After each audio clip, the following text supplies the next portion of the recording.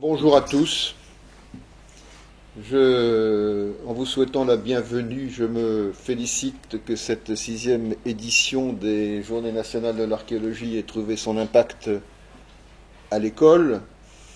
J'en remercie l'INRAP bien sûr, mais aussi Nathan Schlanger, Philippe Plagneux et Jean-Charles Bédag pour l'initiative qui est conduite toute la journée, ce matin et cet après-midi. Je suis heureux aussi que la matinée soit consacrée à Jules Quicherat, dont nous n'occupons pas la salle puisqu'elle est au-dessus, mais dont le buste accueille tout le monde depuis son socle. L'école est en train de mettre au point un site sur Jules Quicherat, notamment au sujet de ses activités de pédagogue, de professeur à l'école.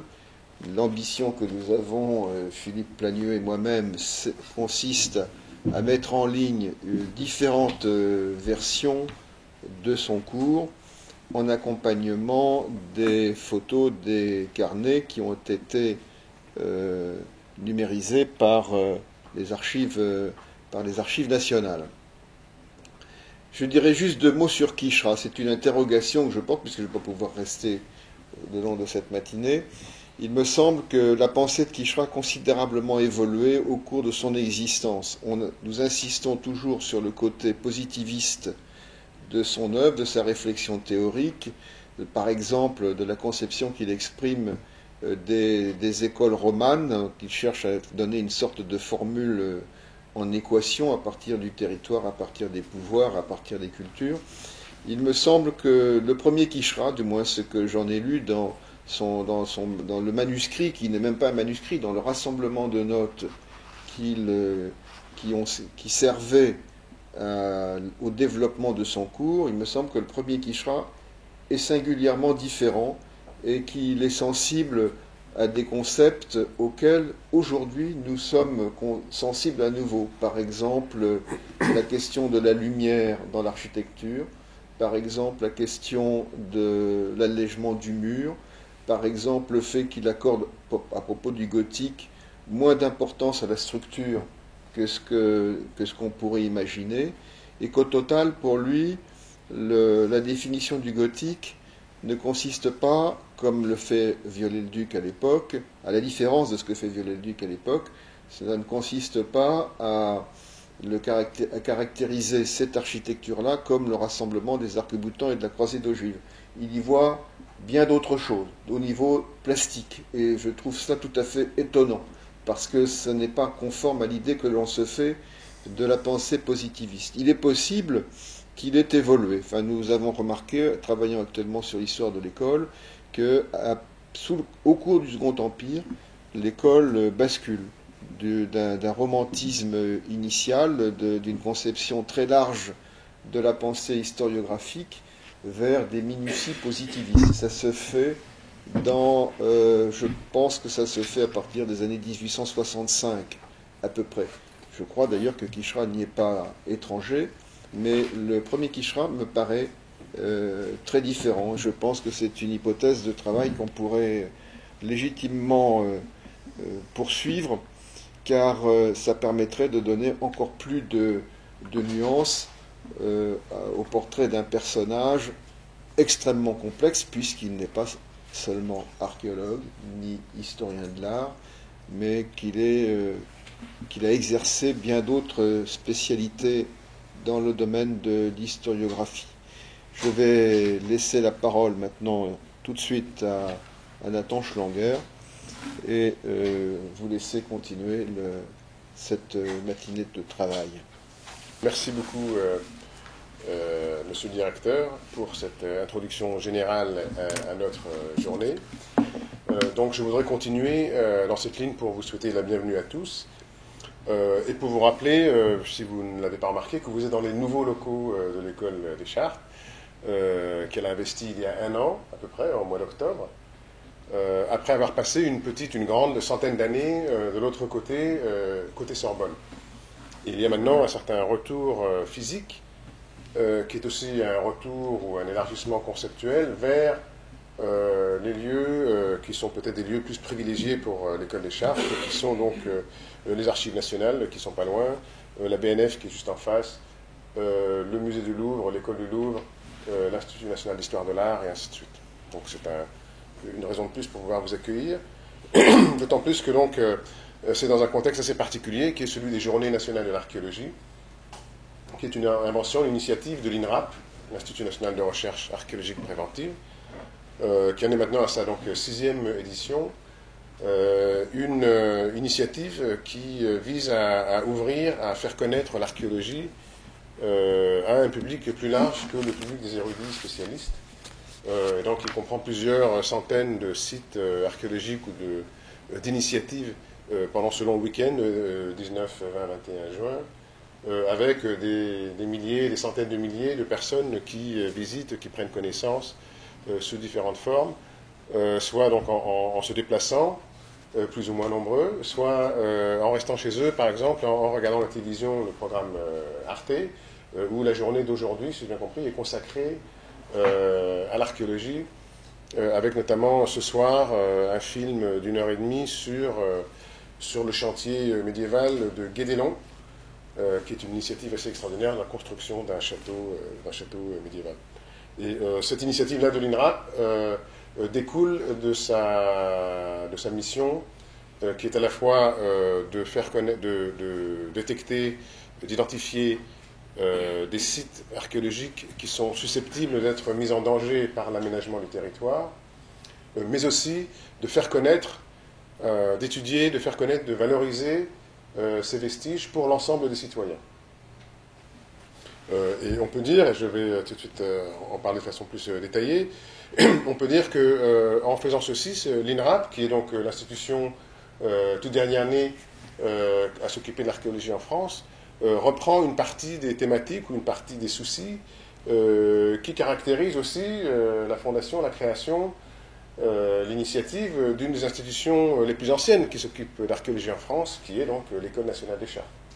Parce que l'École nationale des Chartes, donc créée en 1821 puis refondée en 1847, avec un souci de documentation, de prise de connaissances, d'études critiques de sources historiques, qu'elles soient donc des sources écrites, mais aussi des sources archéologiques, autour de la création donc, de la commission, l'inspection et la commission des monuments historiques, dans ce mouvement précisément-là, où le patrimoine archéologique prend une valeur, a besoin d'être conservé, a besoin d'être protégé. Et en ce sens, on peut tout à fait imaginer que, après plus d'un siècle et demi, la création de l'Institut national de recherche archéologique préventive est l'aboutissement d'une vocation qui a commencé avec les travaux, les initiatives qui caractérisent l'école des Chartes.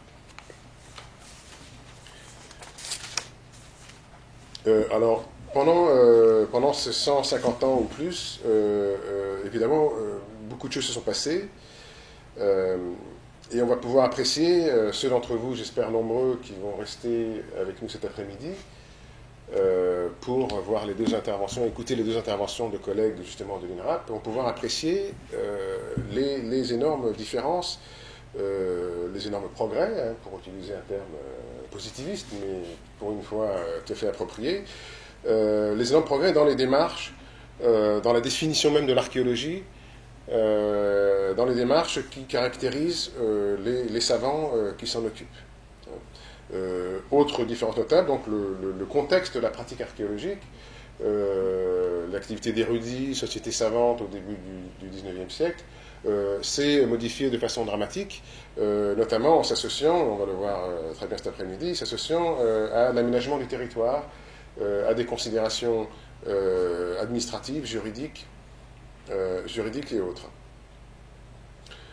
Et donc nous allons voir cet après-midi avec Isabelle Abadi, qui va nous parler du cimetière du cimetière de l'hôpital de la Trinité, qu'elle vient de fouiller dans les sous-bassements du Monoprix à Réaumur-Sébastopol, dans le cadre de l'archéologie préventive. Et on va le voir aussi avec Séverine Hurard, qui va nous raconter les fouilles qu'elle a entreprises autour du camp d'entraînement de Louis XIV, de l'archéologie de Siège. Et Séverine va aussi, sans doute, essayer de nous engager plus fortement. Elle va profiter de l'occasion ici à l'École des Chartes pour peut-être engager une réflexion sur la complémentarité de sources écrites d'une part et archéologiques d'une autre, pour voir comment les deux disciplines, justement maintenant au XXIe siècle, des disciplines performantes, haut de gamme, peuvent se rapprocher. Donc, des grands progrès, mais aussi cette continuité qui me semble importante, qu'il ne faut pas oublier, à la fois dans les interrogations et aussi, peut-être un point particulier, dans les missions que sont celles des institutions, les missions de service public qui concernent la sauvegarde du patrimoine, son étude scientifique, mais aussi sa médiation et sa valorisation au public. Et nous nous situons aujourd'hui dans la lignée, dans la continuité d'un effort important, peut-être inégal au fil des décennies, mais d'un effort important dans cette direction. Donc je vais maintenant passer la parole à mes collègues, puisque nous allons en voir donc, dans les, je crois, 40-45 minutes qui viennent des interventions, qui vont être suivies évidemment de questions-réponses, un débat avec la salle. Ce sera le modèle que nous allons se suivre cet après-midi avec nos intervenantes de tout à l'heure. Et donc, nous allons procéder en trois temps, si vous voulez. Premièrement, donc, ce sera Philippe Lagnieu, à ma gauche, donc, professeur de l'histoire de l'art du Moyen-Âge ici à l'École nationale des Chartes, et aussi professeur de l'histoire de l'art du Moyen-Âge à l'Université de Paris 1. Confirmation obtenue aujourd'hui même. Et donc c'est une grande nouvelle, un grand honneur évidemment pour lui, mais aussi pour nous d'avoir à l'École des Chartes Philippe Lagnieu, qui va nous parler, justement, c'est tout à fait dans le propos, qui va nous parler de Quicherat pédagogue. Comment l'archéologie, donc on a dit, qui est en train de s'institutionnaliser au début du XIXe siècle, ou dans les années 1830-40, comment elle devient matière d'une éducation universitaire, qui diffère de la transmission des savoirs dans le cadre des sociétés savantes ou dans le cadre d'initiatives de savants érudits de l'époque des Lumières. Il y a là des nouveautés intéressantes qu'il va nous permettre de pouvoir suivre. Et puis, ça sera au tour de Jean-Charles Bédague, à ma droite, donc, qui est, lui, archiviste paléographe, contrairement à nous deux, donc un ancien élève de la maison, et qui est aussi conservateur du patrimoine aux Archives nationales, pas si loin d'ici, où il a pour responsabilité tout à fait intrigante les archives des présidents de la République, dont il ne va pas nous parler aujourd'hui du tout, puisque ce qu'il va faire, donc il va profiter de sa présence, de sa proximité avec la matière des archives, qui n'est pas si différente comme on sait que la matière de l'archéologie, la matière des archives, et donc il va nous montrer une autre faciès de Jules Quicherat, tout en nous donnant d'ailleurs plus de détails peut-être biographiques sur le personnage qu'on a eu jusqu'à présent. Une autre faciès du personnage, non pas Quicherat pédagogue, mais Quicherat voyageur. Les voyages de Quicherat qui se traduisent par des carnets, des notes, des croquis que vous voyez derrière moi, et qui sont propices à réfléchir, à la fois à apprécier esthétiquement et à réfléchir effectivement sur la façon dont se construit un savoir et se décline sous différents formats. Et enfin, tout à la fin, dans les quelques minutes qui resteront, je prendrai moi-même la parole à nouveau pour montrer un troisième volet, une troisième face, troisième faciès, si vous voulez, de ce personnage de Jules Quicherat, que vous avez d'ailleurs, j'aurais dû dire avant, tous rencontré en entrant à gauche de l'escalier, le buste de Jules Quicherat. Donc Jules Quicherat a une autre faciès très intéressante, qui est encore plus appropriée aujourd'hui, c'est celui d'un médiateur, d'un communicateur qui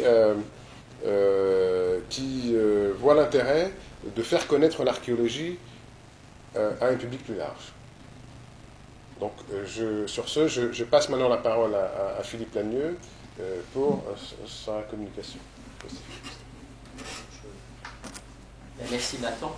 Donc ce que je voudrais, moi, retracer ce matin, c'est en quelque sorte l'histoire de la naissance de l'archéologie médiévale comme discipline académique, puisque l'enseignement disciplinaire de l'archéologie médiévale est justement né ici à l'école des Chartes entre 1846 et 1847.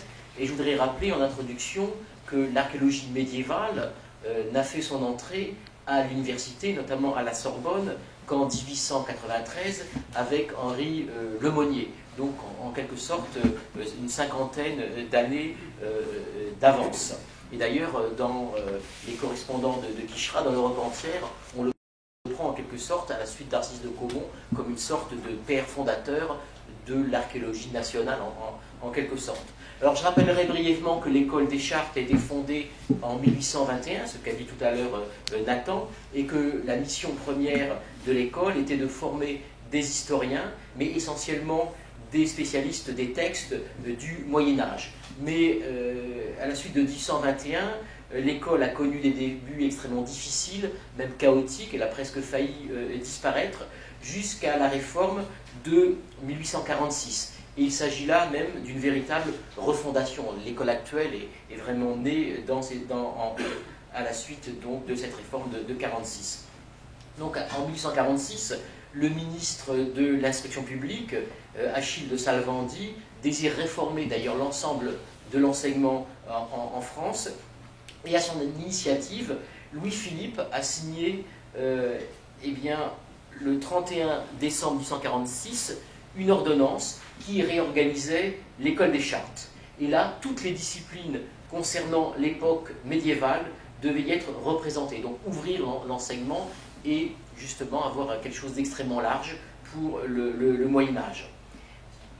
Et notamment, il est prévu d'y enseigner en troisième et dernière année, donc l'histoire de l'art ou l'archéologie. Je reviendrai sur ces termes. Donc on publie des affiches, hein, tous les ans il y a des affiches qui sont imprimées pour mentionner les cours de l'école, et avec les intitulés des cours, et là on a un intitulé particulièrement synthétique pour justement désigner le cours de Jules Quicherat en parlant d'archéologie du Moyen-Âge. Alors comment entendre ce terme? Bien sûr il ne faut pas le comprendre comme on le ferait communément aujourd'hui, c'est-à-dire comme une méthode d'investigation et d'enregistrement des données du sol et des élévations, mais selon son acception du XIXe siècle, c'est-à-dire l'étude des objets fabriqués par l'homme, donc en quelque sorte celle des artefacts selon la désignation, la définition de l'anthropologie actuelle. Je citerai simplement en parenthèse que quand, dans la préface de sa Comédie humaine, Balzac veut tout décrire, justement quand il décrit les costumes, les intérieurs, le mobilier, parce qu'il dit qu'il veut faire l'archéologie de son époque. Et donc c'est un petit peu dans ce sens-là qu'il faut comprendre ce cours d'archéologie. Donc l'ordonnance de 1846 précise d'ailleurs que l'enseignement de l'école des Chartes doit comprendre, entre autres, l'archéologie figurée, donc je vous donne la définition, l'archéologie figurée embrassant l'histoire de l'art, l'architecture chrétienne, la sigillographie et la numismatique. C'est-à-dire, on conçoit l'archéologie comme une sorte de science englobante qui oscillerait d'un côté entre l'histoire de l'art et ce qu'on pourrait appeler la culture matérielle. Donc l'archéologie, c'est tout ça à la fois. Et donc, dans le livret de l'École des Chartes, qui est régulièrement publié, eh bien, on précise que ce cours de troisième année porte, enfin l'ensemble des cours de l'école porte en troisième année sur l'histoire des institutions politiques, la géographie, le droit, du Moyen-Âge et les arts. Donc, voilà. Donc, vous voyez, un coup on parle d'archéologie, un coup d'art, il y a les deux. Et on précise, qu'est-ce que c'est que l'enseignement dans ce livret des arts? Eh bien, on explicite la chose, donc l'archéologie et les arts du Moyen-Âge, l'étude des sceaux, l'histoire de l'industrie. Donc on est toujours un tout petit peu dans ces deux volets, hein, entre l'art et puis les produits fabriqués par l'homme de façon extrêmement ouverte, extrêmement large. Et on accorde une importance extrême à ce cours, tout à fait nouveau en Europe, à cette nouvelle discipline, puisque le premier détenteur de la chaire, de ce cours d'histoire de l'art ou d'archéologie, eh bien, Jules Quicherat comptait au nom des 3 professeurs titulaires. Donc la réforme de l'école de 1946 prévoit 3 professeurs titulaires, le reste des cours étant dispensés par des enseignants auxiliaires ou des répétiteurs, donc 3 répétiteurs et un répétiteur général, et donc 3 professeurs titulaires, et dont dans les 3 chaires, en quelque sorte, d'origine, eh bien, cette chaire d'archéologie, cette chaire d'histoire de l'art. Donc au moment où s'élabore la future ordonnance de 1846, donc quelques mois avant, il y a une note qui signale au ministre le projet de Jules Quicherat. Jean-Charles Bellac vous en lira un autre extrait, je vous en donne moi aussi quelques lignes. Donc il est dit que Jules Quicherat désirait être plus particulièrement chargé d'un cours qui aurait pour objet la détermination de l'authenticité et de l'âge des anciens titres par l'étude spéciale des caractères archéologiques. À l'appui de cette indication, M. Quicherat ajoute quelques notions pratiques pour démontrer la grande utilité d'un semblable cours dont le sujet, et c'est important, dont le sujet est neuf, intéressant et fécond. Comment on juge ce nouvel enseignement. Et donc l'école, il y a une direction, il y a aussi un conseil de perfectionnement, une sorte de conseil scientifique, qui est dirigé par Jean-Marie Pardessus, qui, à peu près, à chaque fois qu'on le voit, il refuse à peu près tout ce qu'on lui propose. Donc il est tout à fait opposé à ce cours, mais malgré l'opposition du président du conseil de perfectionnement, eh bien, ce nouvel enseignement disciplinaire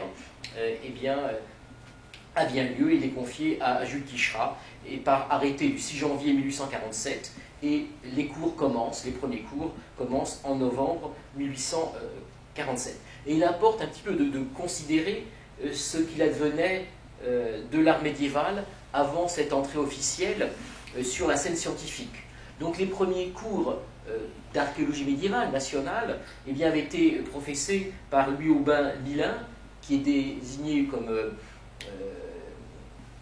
professeur en quelque sorte d'archéologie auprès de la Bibliothèque nationale en 1795. Donc Milin, un personnage extrêmement important parce qu'il réunit, définit les concepts nouveaux de monuments historiques et d'antiquité nationale. Donc déjà, on a une sorte de cours au cabinet des médailles à la Bibliothèque nationale à partir de 1795, mais ce cours et celui des successeurs d'Aubin sera essentiellement sur l'Antiquité, même si Aubin commence à avoir des dossiers qui concernent le médiéval, mais c'est surtout l'Antiquité qui est encore une fois à la base de son enseignement. Et puis c'est un enseignement qui est destiné à des amateurs éclairés. Ce n'est pas encore un enseignement disciplinaire. Donc première étape.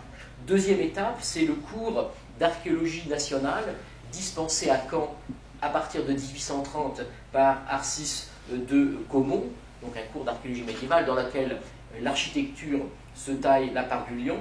Mais il s'agit, dans l'esprit de Narcisse de Caumont, il ne s'agit pas de former des professionnels, en quelque sorte, mais d'organiser une sorte d'université populaire avant la lettre.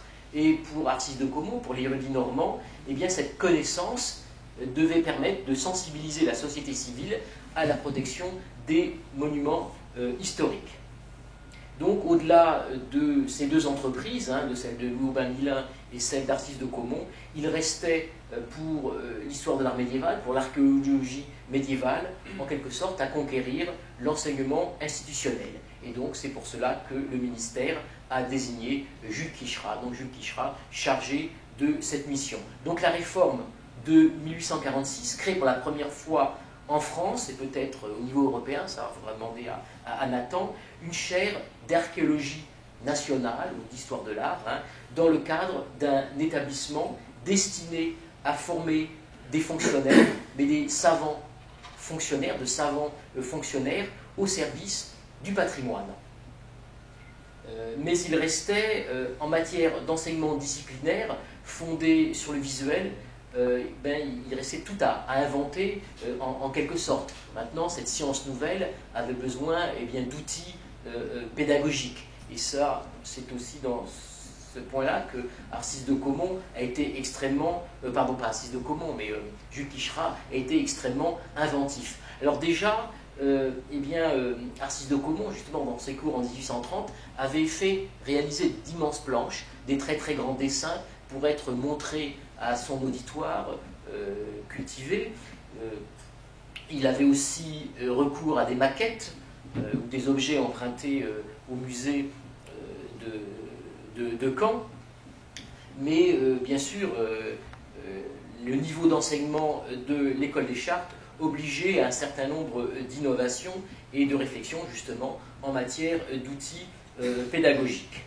Et un enseignement, et là Jean-Charles Bégague reviendra là-dessus, qui était essentiellement centré sur l'architecture. Il n'y a pas que l'architecture, mais c'est peut-être plus de la moitié ou les trois quarts, je pense, de ces cours, une sorte d'archéologie monumentale en quelque sorte, et un enseignement qui se fondait essentiellement sur le dessin. La projection n'existe pas, et je pense qu'il a aussi été un des motifs de choisir Jules Quicherat, c'était sa grande faculté, sa capacité à dessiner. Et donc on connaît assez bien sa méthode, c'est-à-dire qu'il a une vision évolutive, comme on le fait encore maintenant d'ailleurs, de l'histoire de l'art, de l'archéologie monumentale, c'est-à-dire qu'il part de la basilique paléochrétienne et il montre comment le monument s'est peu à peu évolué par l'ajout de transepts, d'un déambulatoire, de façades à 2 tours, etc., etc.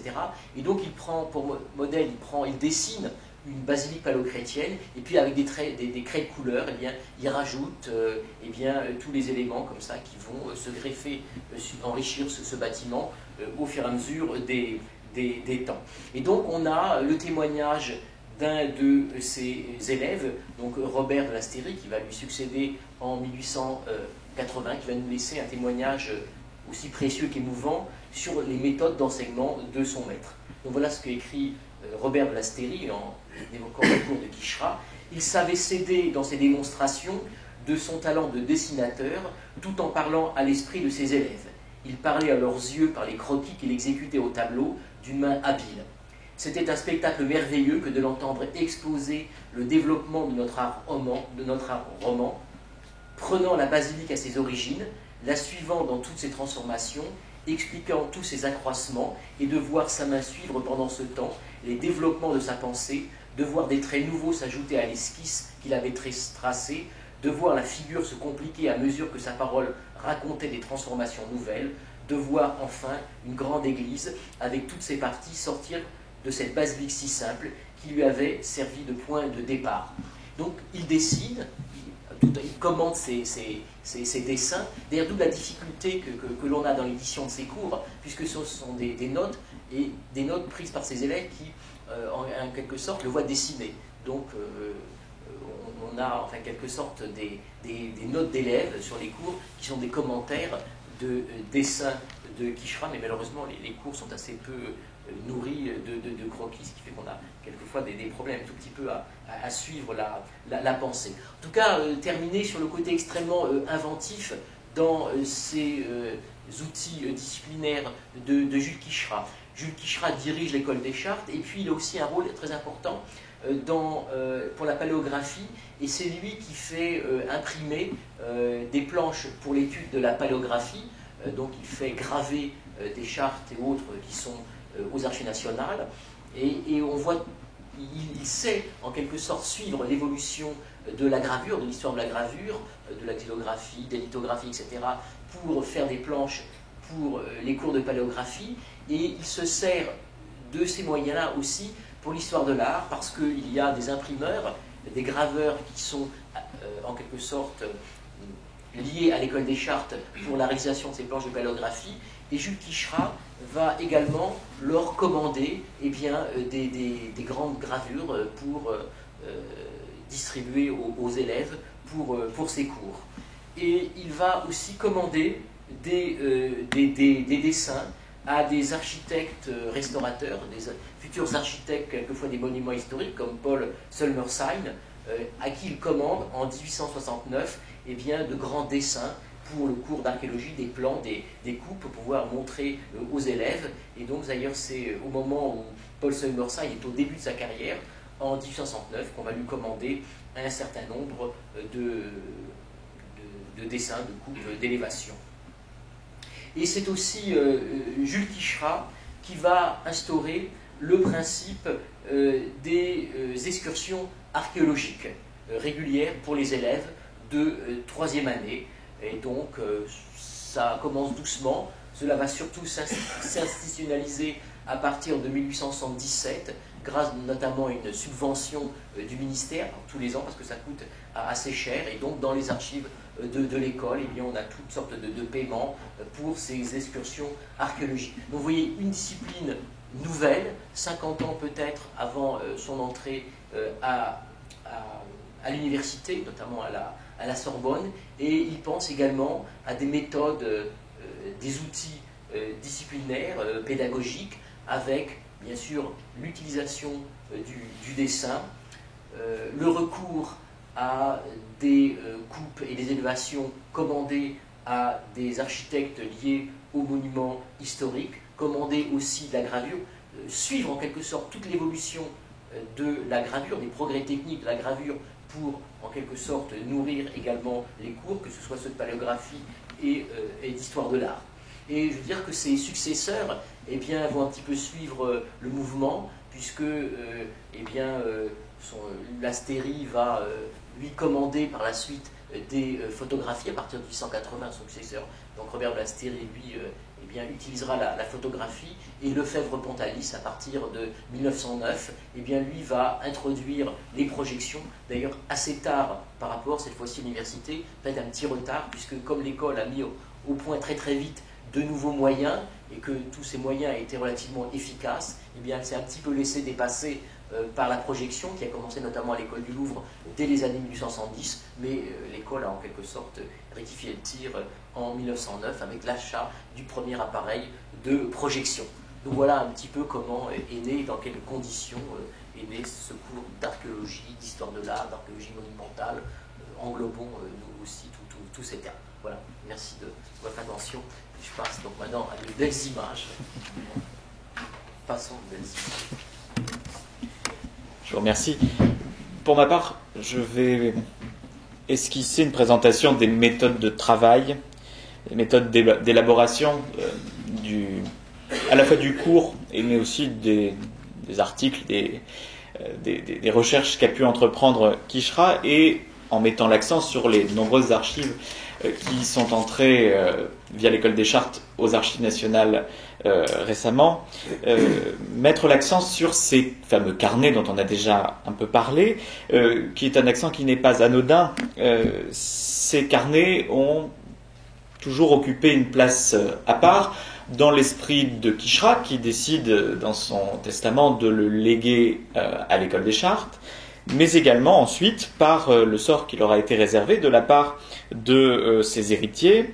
Pour donner un exemple qui montrera leur importance après la mort de Quicherat, l'importance de ces carnets, dans l'inventaire après décès de Jules Quicherat, donc quand il meurt à l'été 1882, son inventaire après décès met en exergue presque symboliquement trois choses: son bureau de chêne, sa statuette de Jeanne d'Arc que ses élèves lui avaient offert et qui est d'ailleurs toujours conservée à l'école des Chartes, et ses carnets de voyage qui donc sont parmi ces papiers sûrement ceux qui retenaient déjà à l'époque le plus l'attention. Et l'intérêt que j'ai pu y trouver vient du fait qu'ils ont été donc numérisés aux archives nationales, qui m'a permis de me renseigner un petit peu sur ce qu'ils étaient, ce qu'ils représentaient, ce que l'on pouvait en tirer. J'aimerais là vous présenter quelques premières conclusions et quelques pistes de recherche à partir de ces carnets.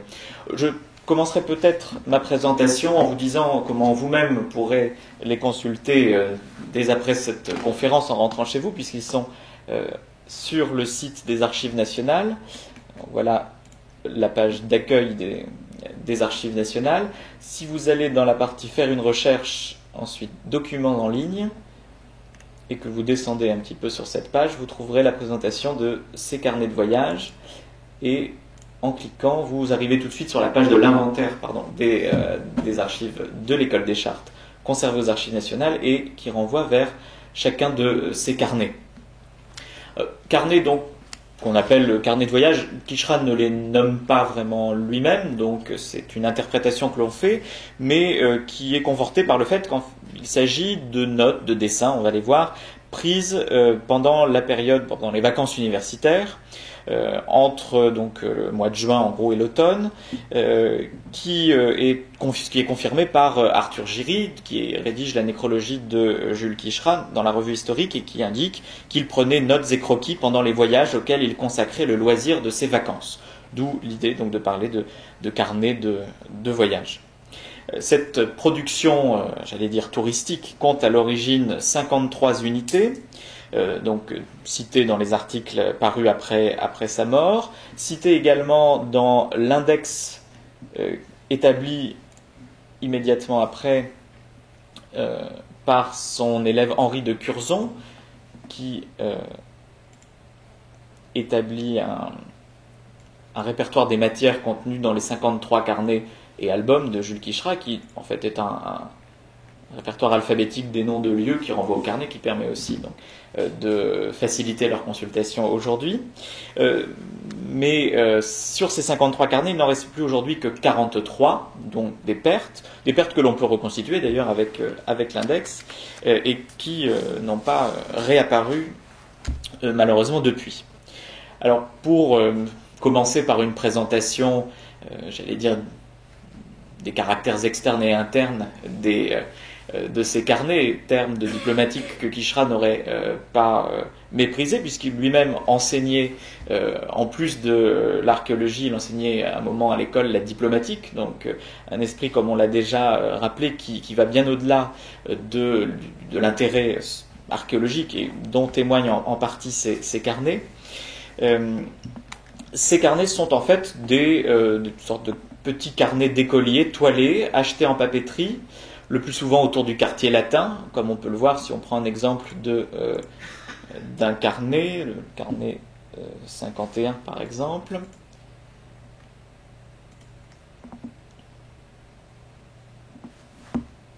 Ah, voilà.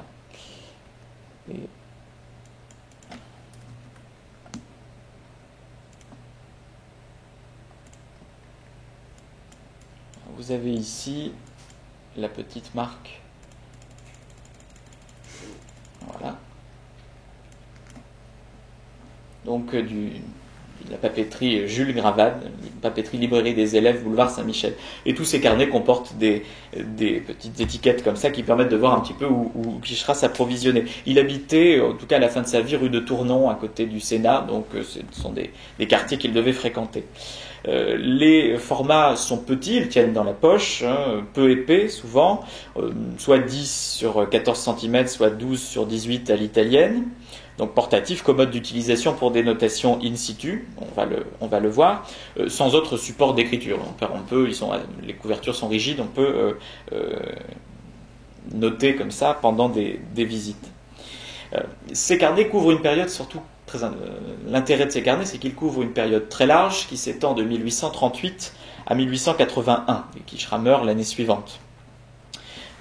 1838, il a à peu près une vingtaine d'années à cette époque-là, ce qui me permet peut-être de rappeler d'où il vient et de montrer les premiers carnets qu'il produit. Quichera est né à la toute fin du Premier Empire. Il est né pas très loin de l'actuel 6e arrondissement où il finira sa vie. Il est né sur les flancs de la montagne Sainte-Geneviève, près de l'actuelle rue des Écoles, près du Collège de France. Son père est ébéniste, originaire de Paray-le-Monial, en Bourgogne, d'où il a émigré donc vers Paris à la fin du XVIIIe siècle.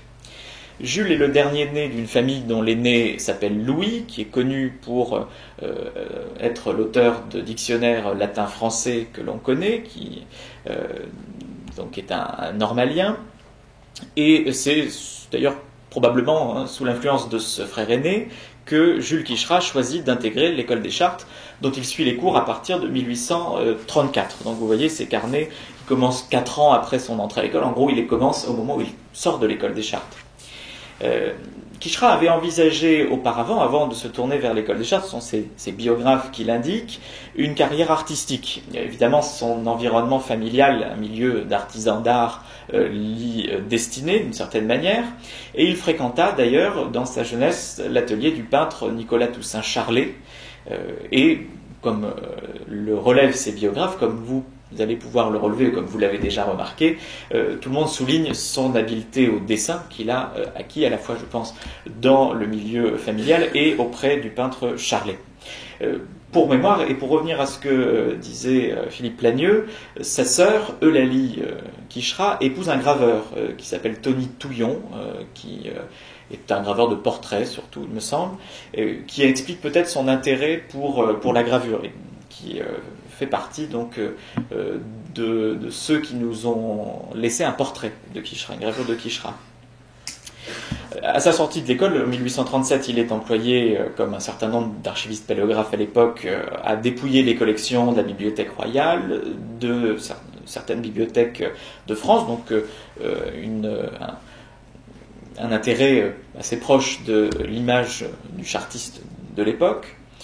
Et il commence à cette époque à se consacrer à ses travaux historiques qui, dont la principale caractéristique est sûrement la grande variété et le nombre. Arthur Giry, un de ses disciples, recense 363 titres à la fin de sa vie dans la bibliographie qu'il en dresse, et ses travaux vont du procès de Jeanne d'Arc du XVe siècle à l'histoire du costume, l'histoire littéraire du Moyen-Âge et évidemment l'histoire de l'art, l'archéologie dont on va parler.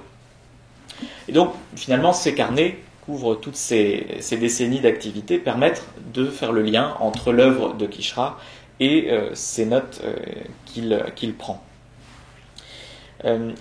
Je reviens sur donc la caractéristique qu'on peut observer immédiatement lorsqu'on les feuillette. C'est une opposition très nette entre, pour la première partie de sa carrière, des carnets de dessin, dont vous avez déjà vu quelques exemples. Voilà un ici. Ça, ce sont les tout premiers carnets des années 1830-1840, avec très peu d'indications. On est très content quand on a la date qui permet de les resituer, mais surtout donc du dessin. Et du dessin qui n'est pas forcément du dessin de monument, qui peut être du dessin de paysage, d'observation de la nature, etc. Si je prends un exemple de la fin de la vie de Quicherat, si on va ici par exemple,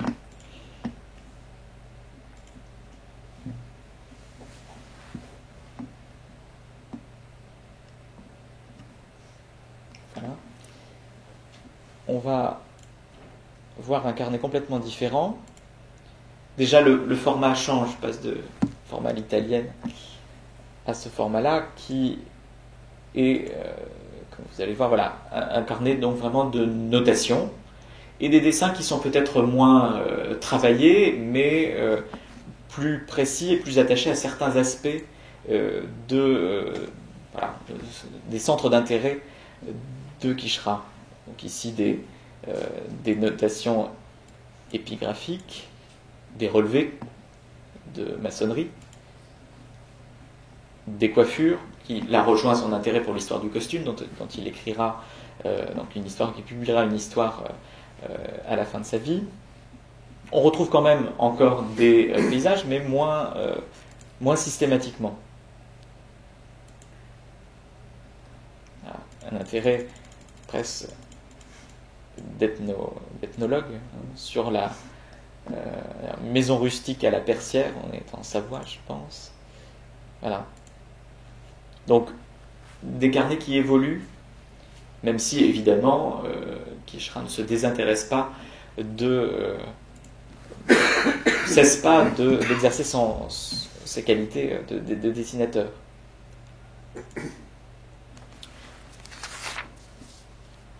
La couverture géographique de ces carnets, dont vous avez déjà vu quelques exemples, est plus réduite qu'on ne pourrait le croire. Notre vacancier parcourt surtout la France septentrionale, la Picardie, l'Artois, la Normandie, l'Île-de-France, et ses marges, la Belgique, l'Allemagne, la Suisse. Il va moins souvent dans la France du Sud, et la seule exception d'un pays méridional étranger visité, c'est l'Italie. un ou deux carnets, évidemment, ça ne surprendra personne, sur l'Italie, dont on reparlera tout à l'heure. Une vue d'ensemble sur les sujets et les époques représentées. On trouve, comme vous l'avez vu, des monuments religieux en grand nombre, cathédrales, églises, mais aussi chapelles, petits, pas forcément que de grands monuments, également de petits monuments, des châteaux également. Le mobilier l'intéresse, les objets quotidiens, tirés de fouilles et conservés dans les musées qu'il dessine, des monnaies, des inscriptions également. Et pour les périodes couvertes, c'est là pour le coup assez large, ça va de l'Antiquité à l'époque moderne, et également on le voit parfois, comme on l'a vu, dessiner des maisons, des aspects, même des coiffes qu'il rencontre, qui ne sont pas forcément anciennes, qui sont des observations vraiment du quotidien qu'il fréquente au cours de ses voyages. Et également, comme on l'a vu, le pittoresque plutôt au début de la période, des grottes, des cascades, des ruines, etc. Pour vous parler de la composition de ces carnets, je vais en prendre un exemple, celui du voyage en Italie. C'est le carnet 24.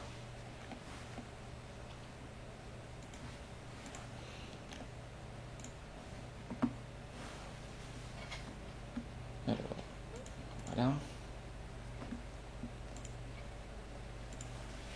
Souvent, les gardes sont couvertes de petites indications, de noms de personnes à aller voir, voilà, avec des listes d'adresses, des listes de librairies aussi, ou des indications d'horaires de train, des comptes. Donc c'est vraiment pas du tout quelque chose qui est réécrit, c'est vraiment des notes prises au fil du voyage. Et puis l'indication des lieux couverts par le carnet, ce qui suppose que ces carnets ensuite sont consultés, réutilisés, et ça j'y reviendrai tout à l'heure. Si donc on se promène dans ce carnet italien, vous verrez... attendez, est-ce que j'ai pris le bon Non, c'est le 47 que je voulais vous montrer. Voilà, qui est aussi donc un carnet italien.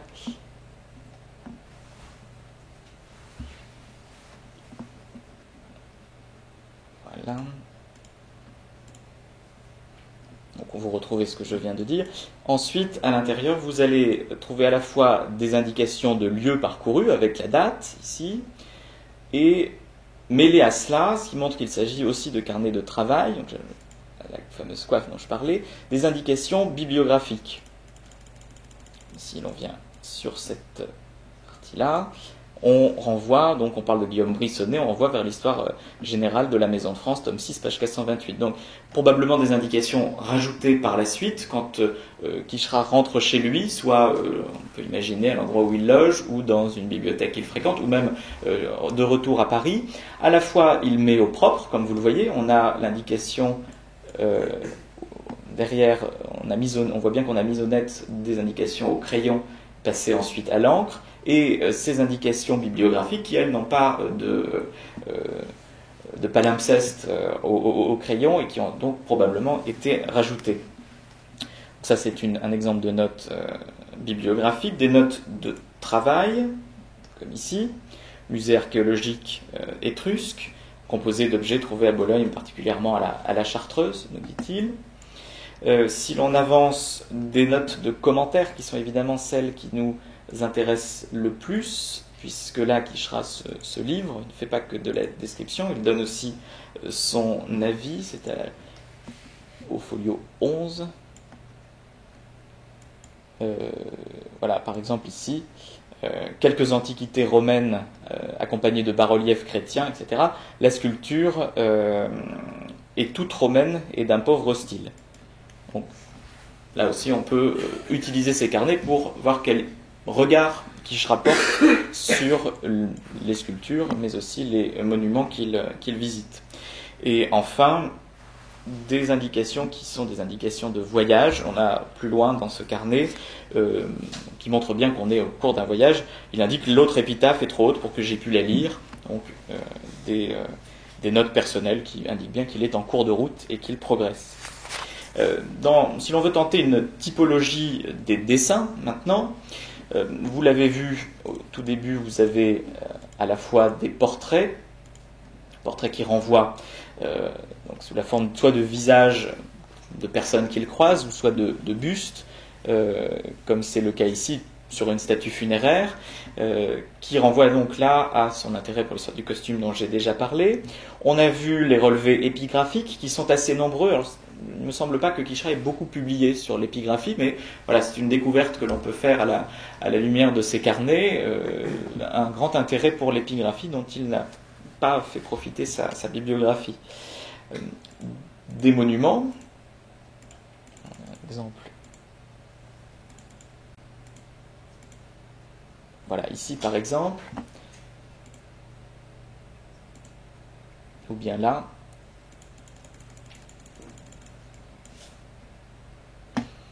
Donc des vues de monuments, des paysages, on en a vu également, qui soit permettent de mettre en contexte le monument, soit sont vraiment des dessins de lieux d'ambiance, si l'on peut dire.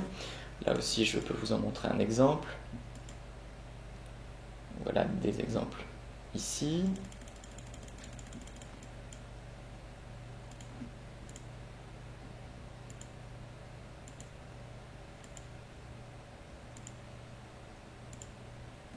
Ici. Des vues extérieures aussi, ou des objets. Les objets, on en trouve d'autres exemples dans ces carnets, encore une fois là, à la fois objets et costumes, si l'on veut. J'ai pas besoin de parler beaucoup, en fait, les carnets parlent d'eux-mêmes.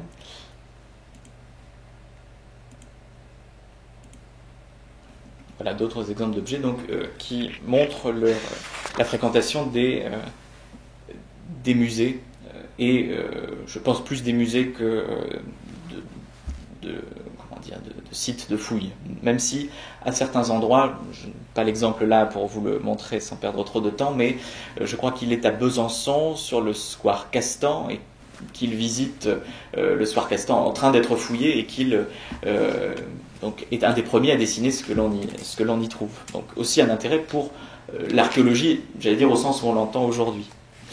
Pour achever cette présentation, qui n'est vraiment qu'une esquisse, si l'on peut dire, et qui doit vous inciter à aller consulter vous-même ces carnets, j'aimerais interroger un petit peu la question du rapport entre carnet et méthode de travail de Quicherat. On a vu que se posait notamment la question de la temporalité. Ces carnets apparaissent comme une sorte de journal relevé, pris sur le vif, sur le terrain, avec des effets de reprise, donc un travail en deux, voire peut-être plus de temps. Le passage à l'encre marquant ce passage entre l'observation et l'étude des notes. Il y a même parfois une véritable ambiguïté avec ces carnets entre voyage et étude, puisqu'à certains moments on se demande si les objets qui sont dessinés sont des objets dessinés à partir de gravures qu'il consulte dans des ouvrages, ou s'il s'agit d'objets qu'il a vus au cours de ses voyages. Voilà. Donc là aussi c'est une autre piste à travailler si l'on veut continuer sur l'étude des méthodes de travail de Quicherat. Finalement, le corpus relève moins de la collection du récit de voyage que vraiment d'un outil, me semble-t-il, d'un outil de travail d'un savant du XIXe siècle. Et les pistes que l'on pourrait donner, c'est à la fois pour donc des notes prises pour des études, des articles qu'il écrit. On peut faire le lien, par exemple, dans un carnet entre des observations du pilum romain et un article qu'il écrit à la même date que le carnet sur le pilum. Donc là aussi, il faudrait faire le lien, si l'on voulait poursuivre, entre la bibliographie, évidemment très dense, très éparpillée, de Quicherat et les carnets qu'il produit pour voir quels sont les liens. Est-ce que ces centres d'intérêt changent également sur ces 40 années ? Mais je pense aussi que ces carnets sont intimement liés à l'enseignement de l'histoire de l'art, de l'archéologie à l'école des Chartes, et qu'ils fournissent donc un matériau pour ces cours, puisque les témoignages dont on a parlé font état de la pratique du dessin en classe, mettent en avant le fait que l'illustration n'est pas un accessoire ou ou un plus à portée esthétique, mais vraiment un élément d'enseignement visuel intrinsèquement lié à l'histoire des monuments et à l'histoire des objets, et finalement cela renvoie à sa défense et illustration de la discipline archéologique telle qu'il l'expose au ministre en 1846, au moment de cette réorganisation de l'école des Chartes et de l'introduction de l'histoire de l'art à l'école des Chartes. Je voudrais finir pour faire le lien entre ce cours à l'école et ces carnets par donc citer Quicherat et citer cette défense et illustration de son cours.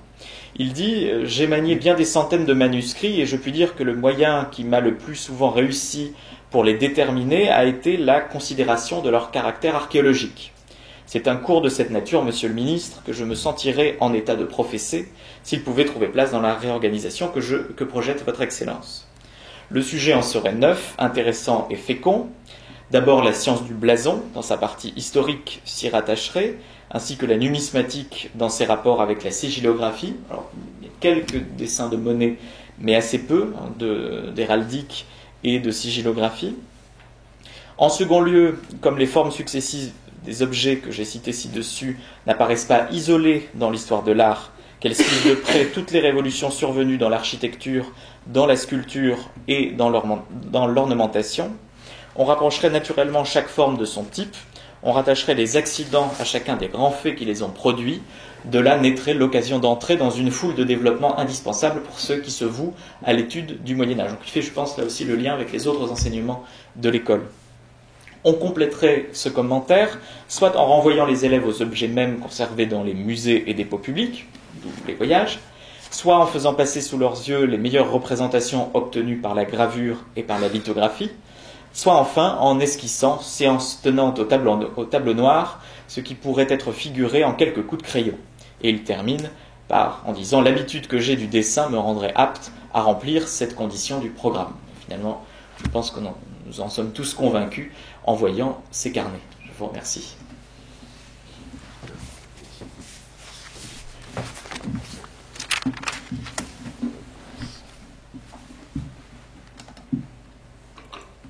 Merci beaucoup Jean-Charles, merci beaucoup Philippe. Je crois qu'on a très bien vu que nous sommes en fin de compte ici au cœur de la création d'une discipline, à la fois dans ses aspects pédagogiques, scolaires, et ce qu'on vient de voir maintenant de façon tout à fait admirable, de l'historicité, la matérialité de la production du savoir, qui, aux côtés des aspects disons, intellectuels, théoriques, contemplatifs, nécessite, mobilise, met en œuvre des dimensions tout à fait pratiques, tangibles, qui ont leurs incidences sur la façon dont l'objet étudié est effectivement compris, cerné, et peut ensuite servir de base à une interprétation ou une autre.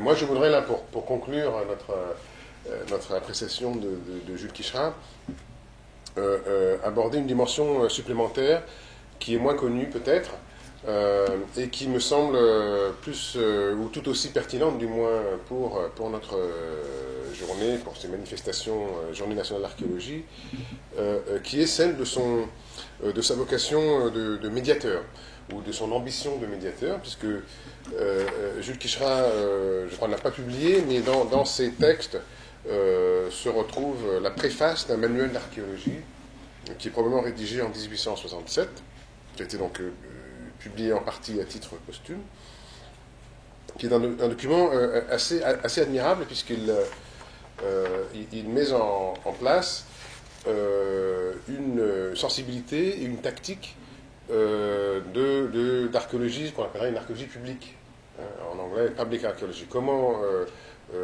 impliquer donc non pas le monde savant ou les élèves, mais l'ensemble des publics concernés. Donc je vais vous lire quelques citations de ce texte et apporter quelques éléments de conclusion à la fois sur celui-ci et sur l'ensemble de notre prestation de ce matin. Donc Quicherat dit qu'il importe donc de ne rien perdre de ce qui se trouve. Il s'agit de vestiges archéologiques. s'il est impossible de conserver, au moins que l'on ne détruise qu'après qu'il aura été pris note des objets, ou mieux encore, après qu'on les aura dessinés. Dessinés, on vient de voir l'importance que cela revêt. Car, de même qu'à l'aide des plantes et des animaux pétrifiés, nous sommes parvenus à nous faire une idée de ce qu'était le monde avant qu'il eût pris la figure que nous le voyons aujourd'hui. Donc, allusion à la paléontologie et la géologie, donc les sciences naturelles qu'il connaissait très bien par ailleurs. De même, nous ferons l'histoire ignorée des temps anciens en tenant registre des vestiges que l'homme a laissés de lui dans chaque lieu. L'ouvrier qui travaille la terre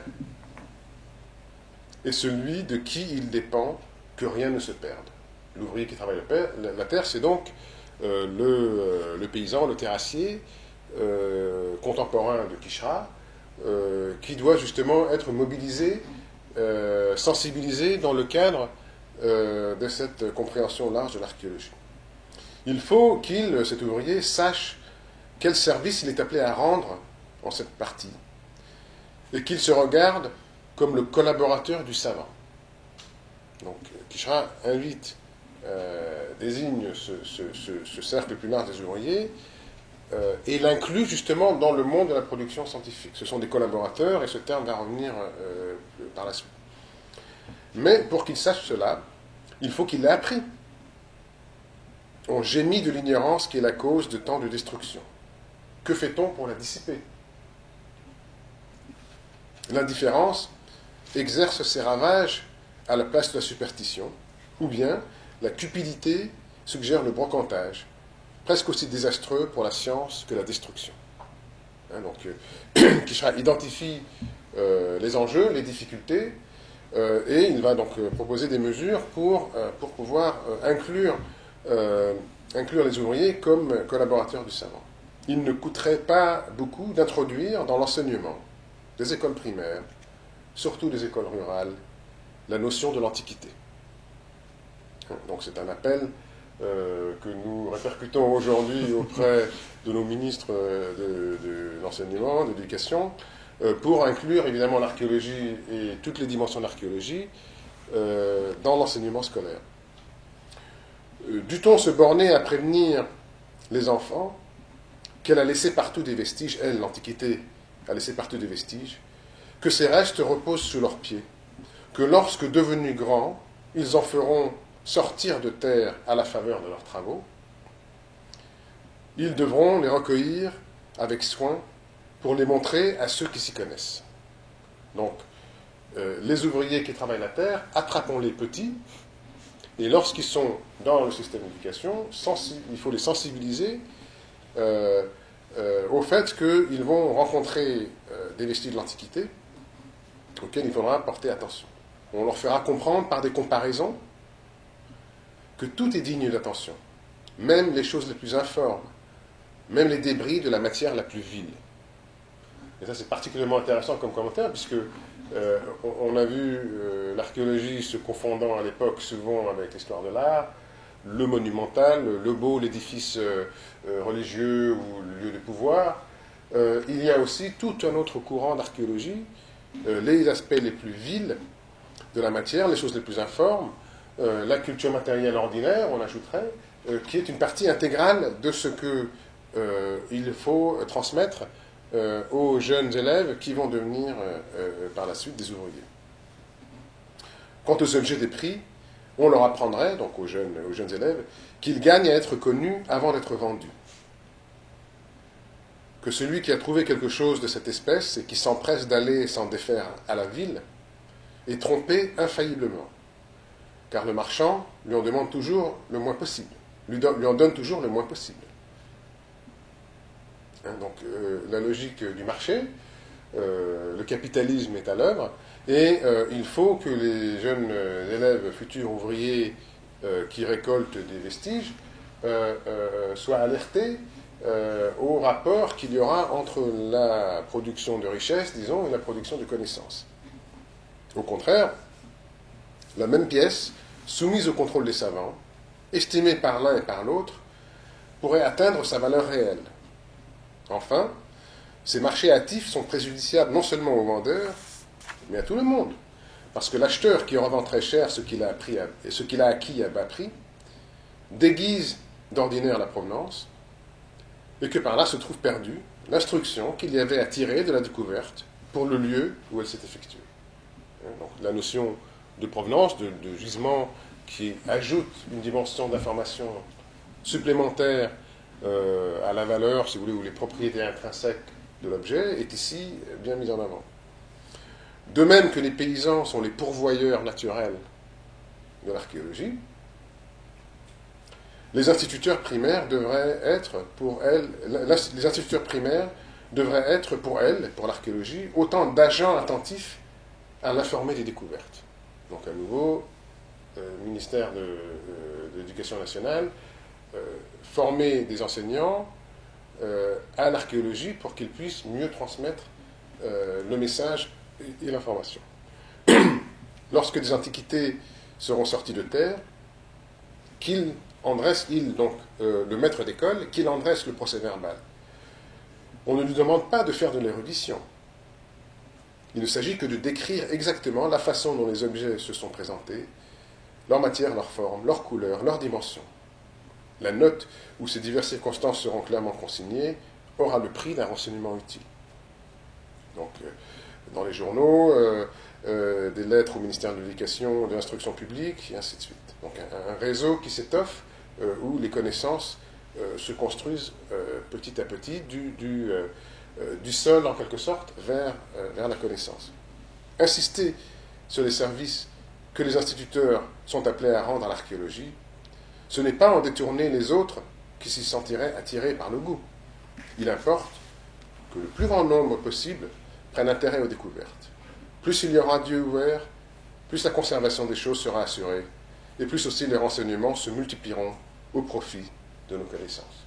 Donc, plusieurs autres pages que je vous invite à lire par ailleurs, mais on voit ici clairement à quel point les préoccupations de Quicherat sont proches des nôtres. Donc, on avait dit il y a une distance, on va voir plus tard cet après-midi des écarts méthodologiques problématiques, mais une proximité de fond.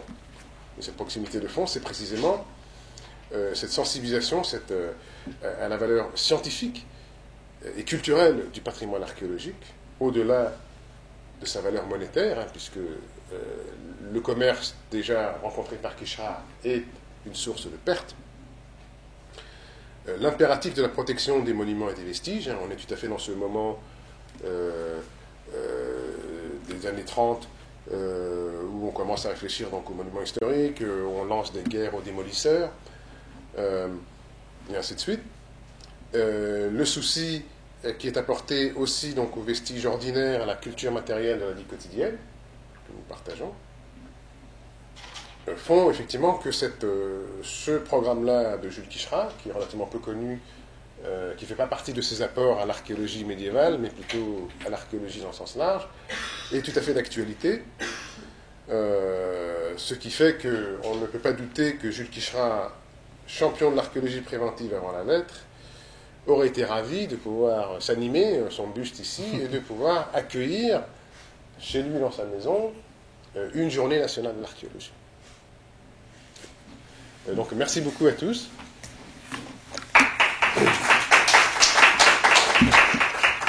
Et si vous avez des questions ou des commentaires, nous avons quelques minutes pour engager une discussion, échange, partage.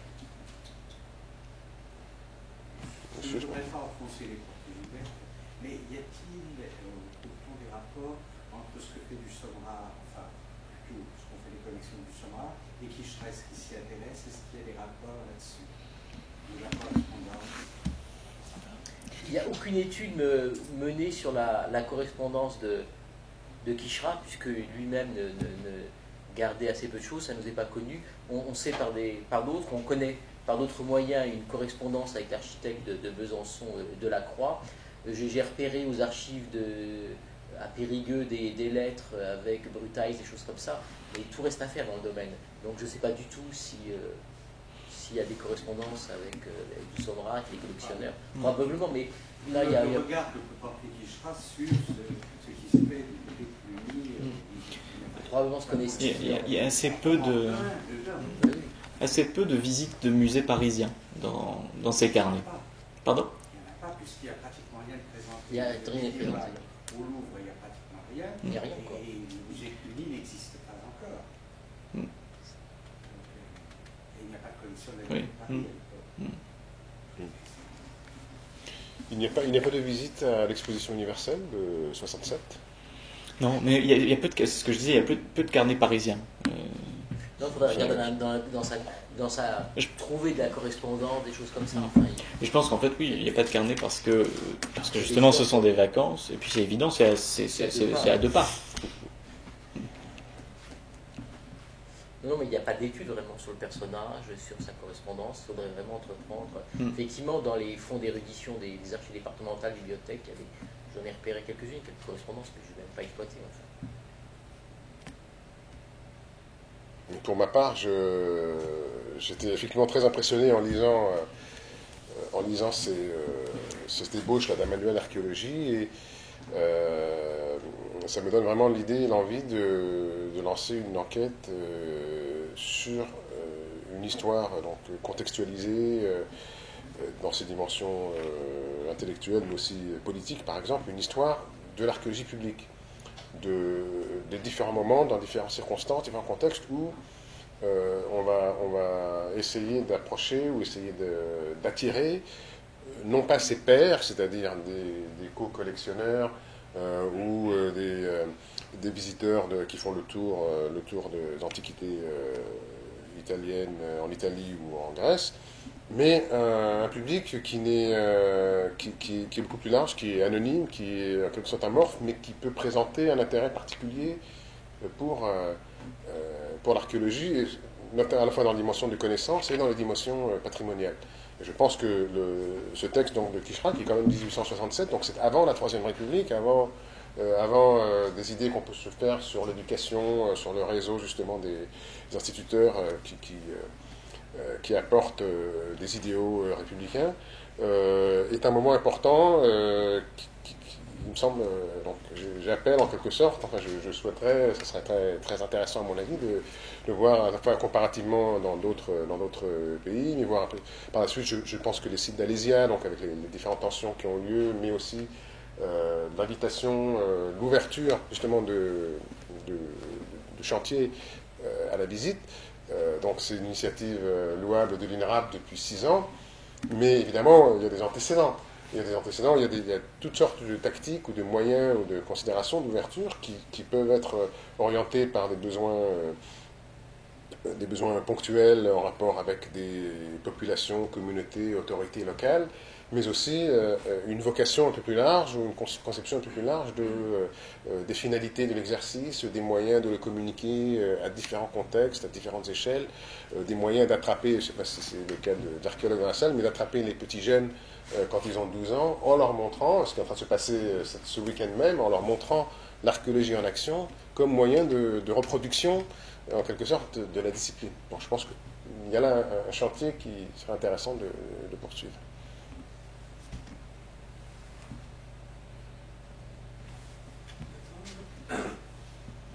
Justement à propos de cette naissance de l'archéologie publique, ce qu'on appellerait l'archéologie publique aujourd'hui en 1867, est-ce que c'est une approche strictement théorique de Quicherat, ou est-ce que déjà il propose une forme de méthodologie pour essayer de sensibiliser la population?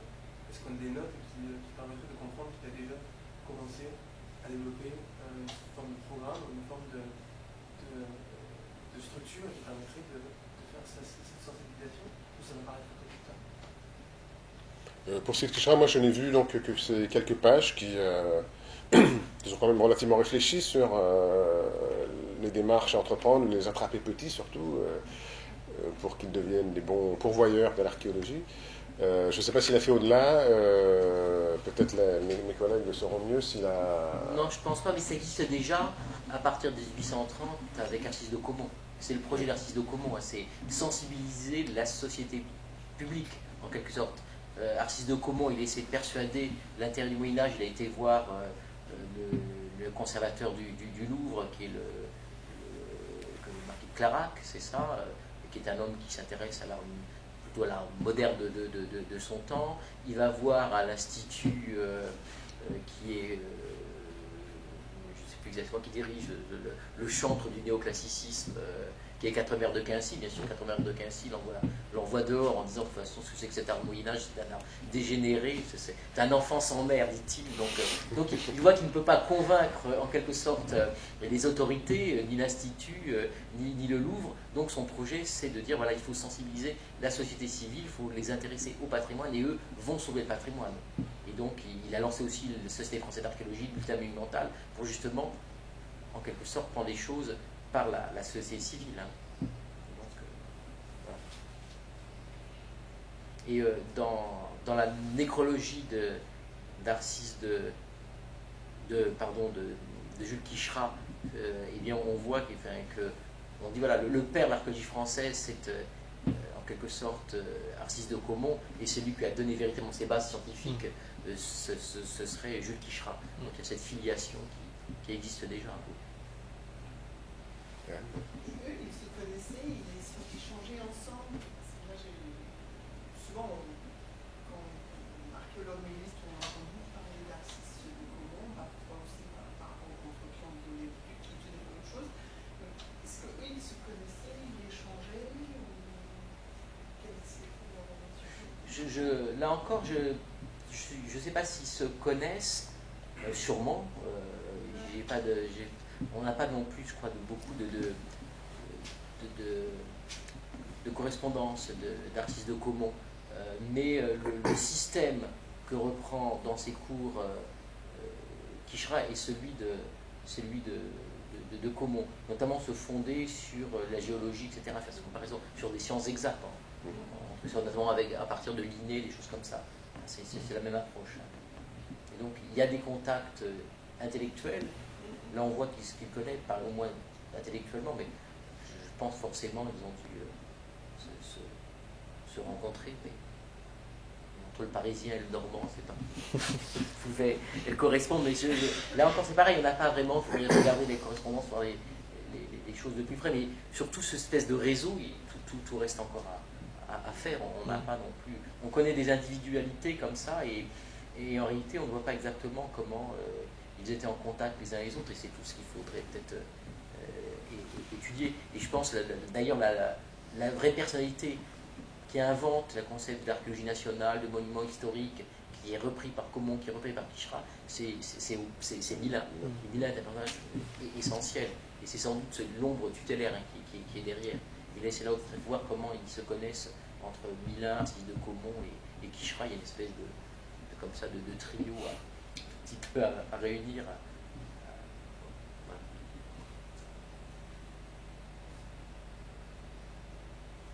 Y a-t-il d'autres questions ou commentaires? Petite question technique, alors on voit tous ces dessins, mais est-ce que pourquoi ils sont aventurés aussi dans l'aquarelle, dans ce moment-là? Je n'en ai pas vu dans ce qui est conservé là, aux Archives nationales. Mais il me semble qu'à l'école, il reste d'autres dessins de... Il reste quelques dessins à l'école qu'on doit probablement identifier comme étant de la main de Jules Quicherat, qui sont des aquarelles. D'accord. Il y en a, je pense, faudrait... Il y a il y a une photographie collée dans un carnet, je ne sais plus le... Il serait intéressant comment il a-t-il reçu la photo lui-même. Voilà, il y a une photo collée au milieu d'un voyage, dans un carnet. Là aussi, je ne sais pas si c'est une photo qui existe par ailleurs, si c'est lui. S'il était quelqu'un qui prenait des photos justement à ce moment-là, mais c'est vraiment la seule. Sinon, le reste, comme vous le voyez au fur et à mesure des carnets que l'on a vus, c'est assez homogène dans la présentation. La rupture, elle est dans les années 1800, je pense 1840-50, et où il passe de ses premiers carnets de croquis à des carnets d'observation et de notes. Et à mon avis, la rupture, c'est 1846-47, où il se dit il faut que je prenne des notes pour mon cours, parce que voilà, je n'ai pas forcément, il n'y a pas forcément d'études sur chacun de ces monuments. Il faut que moi je les note au fur et à mesure que je les observe. C'est toujours l'idée de l'observation derrière. Je demandais parce que j'ai travaillé dans un autre pays, dans les archives Là, visiblement, ils avaient envoyé, il y avait une armée personnelle Oui. qui faisait des.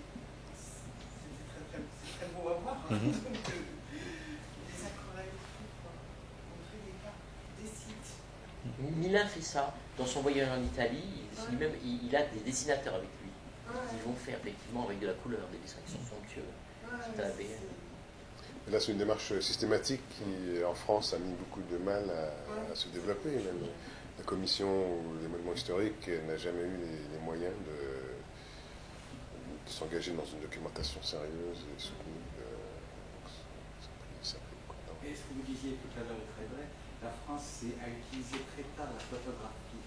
En réalité, on voit très bien que ce n'est pas avant les années 1880 C'est ça, c'est quand qu'on même. utilise la photographie, alors qu'il y a des pays qui l'utilisent déjà bien avant. L'Italie, curieusement, l'utilise bien avant.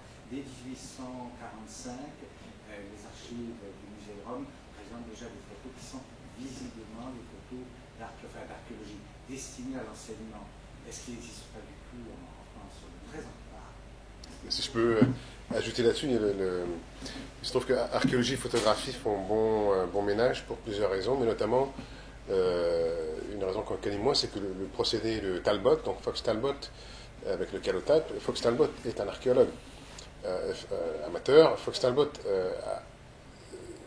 je caricature un peu, mais a inventé son procédé parce qu'il n'avait pas à sa disposition de photocopieuse pour distribuer des copies fidèles de tablettes cunéiformes aux 3 savants en Angleterre qui auraient pu aider Rawlinson à les décrypter. Donc, c'est un touche-à-tout qui, notamment, a des intérêts chimiques, etc. Donc, il invente ce procédé pour s'assurer d'une reproduction fidèle de tablettes. Et très vite, ensuite, il va photographier des monuments, avec notamment l'intérêt des monuments alors, c'est que les monuments ne bougent pas. Et notamment quand ça prend 3 minutes et demie de temps d'exposition, etc., c'est beaucoup plus passionnant. Et très vite, il y aura la photo qui remplace en quelque sorte l'album de voyage, notamment les ruines de Sicile, de Méditerranée, qui sont représentées par la photographie avec donc l'indigène de côté qui sert d'échelle. Et au-delà de cet aspect évocateur et disons, romantique, la photo va prendre un rôle documentaire, un rôle de preuve objective. À la fin des années 50, donc il y a une célèbre photo en 59 chez Boucher de Perthes dans le nord de la France, avec la démonstration où on montre du doigt dans une séquence, voici où on a trouvé un type de vestige. Et ce type de photographie-là, donc elle existe aussi dans un contexte colonial, Victor Place, en Mésopotamie, et ensuite donc celle-ci dans le nord de la France. Et graduellement, dans les années 80, on va montrer des photos du dégagement du site, donc des photos qui ne sont pas l'aboutissement, la reconstruction du monument, mais plutôt l'engagement, l'activité, que fait l'archéologue pour en arriver à cette situation. Et finalement, il y a une historique assez tardive par rapport à d'autres. C'est le même cas de la numismatique aussi, qui est très très longtemps, et pour des bonnes raisons, beaucoup plus fidèle à l'illustrateur qu'à la photo, qui semblait ne pas apporter les éléments essentiels de ce qui est montré. Donc il y a une histoire effectivement très intéressante, et comme je dis, dès le départ des procédés photographiques, l'archéologie, les vestiges des monuments, le visible avec cet aspect de la ruine, l'évocation, font partie de cette même histoire conjointe. Oui, c'est une question de génération, parce qu'il ne semble pas que Quichra ait une grande sensibilité trop propice vers la photographie. En réalité, j'ai commencé, mais je n'ai pas terminé à dépouiller systématiquement donc les archives de l'école, et il semblerait qu'il n'achète pas de photos. Enfin, je n'ai pas encore trouvé. Alors en revanche, son successeur, en 1880, justement, Robert de Lasteyrie, lui-même dessine, photographie, et fait acheter pour l'école des photos, notamment à Mieusement. Mieusement qui est une véritable, en quelque sorte, officine de vente, et monopole de vente de photographie. Eh bien, il faut attendre l'arrivée de Robert de Lasteyrie, donc en 80, pour que ces photos fassent leur entrée à l'école. Il n'y a pas très longtemps, la photo n'a pas été du tout considérée comme documentaire. Non, c'était encore un jouet d'amateur. Enfin. Voilà, c'est un truc amateur. Et pour compléter l'art, la peinture, mais pas du tout. Il n'y avait pas de statut Non, on n'a pas de épistémologique statut, particulier. C'est très tard. Et justement, c'est vraiment vers ces années 80 où les choses basculent. Là. Et dernière question, est-ce qu'il y a une thèse sur Julie Schramm? Non, mais on aimerait. On va mobiliser quelqu'un. Voilà. Ou c'est vous trois? On peut en faire une thèse. On va. Je pense que Nathan a suscité les On est vocations. quand même très surpris que l'homme aussi important, il n'y ait pas eu un travail de fond sur. On renvoie même à ces nécrologies, finalement, qui sont souvent assez copieuses, très C'est notre précises. source principale. Et c'est notre source principale, oui. Donc on a, avec Jean-Michel, donc le directeur, là, ce projet enfin, qui est bien avancé déjà de site Quichera, où on va éditer son cours. Malheureusement, on a plusieurs cours, mais des cours qui datent des années 60. On aimerait bien un petit peu percer comme ça ces années 60, c'est-à-dire avant même l'apparition du dictionnaire de Viollet-le-Duc. Là, ces cours dans les années 50, ça, pour l'instant, on n'a pas trouvé. Donc on a plusieurs cours à partir des années 60. Donc ils vont faire l'objet d'une édition en ligne. Et puis un projet suivi, c'est de la correspondance avec l'architecte byzantin, donc de la Croix, notamment sur le site d'Alésia. Donc on est en train d'essayer de nourrir tout un site. Mais il reste un vrai travail de fond à effectuer. Donc ce n'est pas seulement les sites qui doivent être nourris. Et je pense qu'on arrive à la fin donc, de notre matinée, sauf s'il y a d'autres questions. Et alors donc, je vous invite, mais je sais que vous serez tous fidèles au rendez-vous cet après-midi, où vous allez voir une archéologie tout à fait contemporaine, beaucoup de photos, beaucoup d'images, beaucoup de documentation, mais des problématiques qui sont parfois tout à fait sur la même longueur d'onde que celles qu'on a vues à l'instant. Donc je vous fais rendez-vous pour 14h ou quelques minutes avant, ici.